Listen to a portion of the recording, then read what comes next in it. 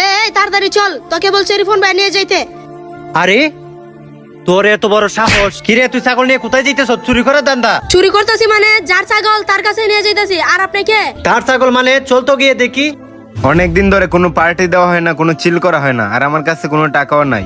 আমার কাছেও তো নাই। আমার কাছেও নাই। একটা ব্যবস্থা তো করাই লাগবো, দেখ আমি কি করি। এই শফিকুল, এদিকে শুনে যা তো। ভাইয়া কিছু বলবেন? শফিকুল, ওই দেখ এটা আমাদের ছাগল, যা এটা নিয়ে আয়, তোকে 20 টাকা দিব না। ওই যে ভাই ওর ওই। ভাই ওই যে দেখা যায় ছাগলটা, ওইটা নাকি আপনাদের? এই বাটপারে বলতাছে। কিরে, আমরা মনে হয় ধরা খেয়ে গেছি। আরে ভাই কি বলেন, আমাদেরকে দেখে কি চোর মনে হয়? আরে পিচ্ছিকে। আরে ভাই, ওরা তো ওই দিনও দেখলাম বাজারে চুরির ধরা খাইছে। না না না ভাই। কি তুই চুরি করে আবার ওদেরকে দোষ দিস? যা।